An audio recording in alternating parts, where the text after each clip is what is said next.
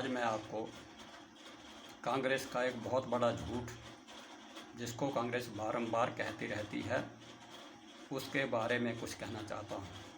सज्जनों, कांग्रेस कहती है कि हम जोड़ने की बात करते हैं, परंतु असलियत यह है कि कांग्रेस केवल तोड़ती है। सबसे पहले जिस गांधी का नाम लेकर के सत्ता का सुख भोग रही है, उस गांधी और महात्मा के बीच फूट डाल दी। महात्मा जी तो 30 जनवरी 1948 को अमर शहीद हो गए, परंतु गांधी आज भी कांग्रेस के पाप कर्मों में बराबर का भागीदार बना हुआ है। इस प्रकार महात्मा गांधी के बीच फूट डालकर महात्मा को गांधी से अलग कर दिया।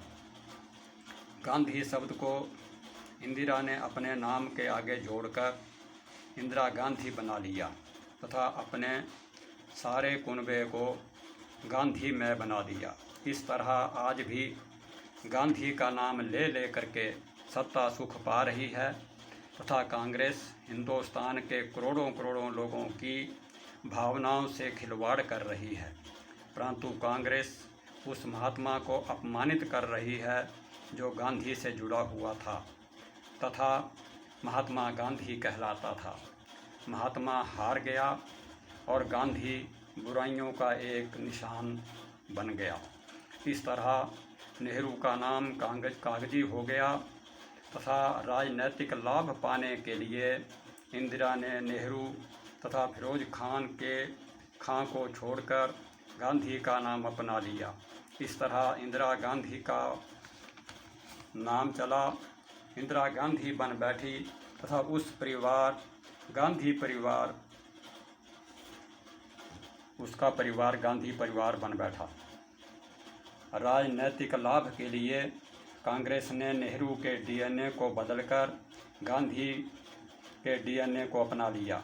यदि इंदिरा ऐसा ना करती तो इंदिरा गांधी ना होती, इंदिरा नेहरू होती या इंदिरा खां होती तथा उसका परिवार नेहरू खां के नाम से पुकारा जाता।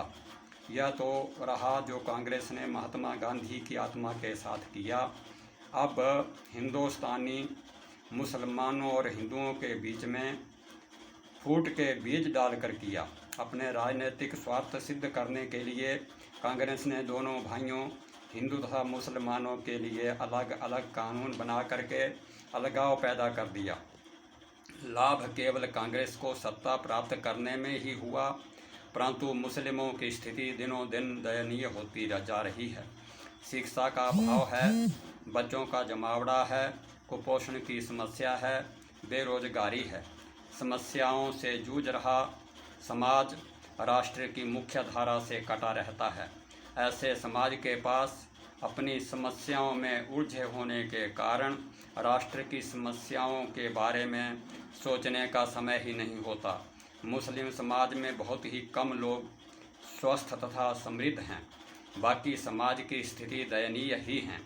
अगर कांग्रेस ने दोनों भाइयों हिंदू तथा मुस्लिमों के लिए समान नागरिक संहिता लागू की होती तो आज मुस्लिमों के समाज की स्थिति बहुत अच्छी होती तथा मुस्लिम समाज खुशहाल होता। काश मुस्लिम समाज तथा हिंदू समाज कांग्रेस की इन चालों को समझ जाता तो कितना अच्छा होता। इसी प्रकार कांग्रेस ने हिंदू समाज में भी असंख्य जातियों के नाम पर अलग अलग आरक्षण तथा पदोन्नति के कानून बनाकर केवल फूट डालने का ही काम किया है। लाभ केवल चुनिंदा लोगों तक ही पहुंचा है। हाँ, सारे समाज में अलग अलग रेखाएं खींचकर समाज के अंदर ना दिखाई देने वाली दीवार पैदा कर दी है। इन कानूनों से कांग्रेस का ही हित साधा है।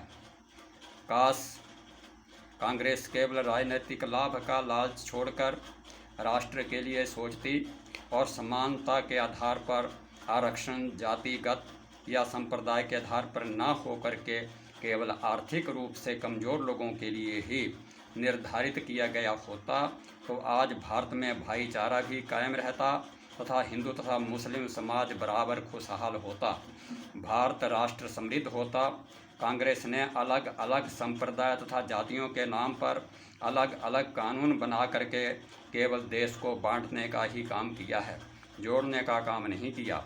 अन्यथा देश में समान नागरिक संहिता लागू होती तथा सबके लिए समान कानून बनाए जाते। इसलिए मेरा विचार यह है कि कांग्रेस को वोट देने का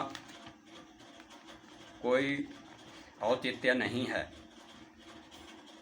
कांग्रेस भारत के लोगों के वोट की हकदार नहीं है। जय हिंद, जय भारत।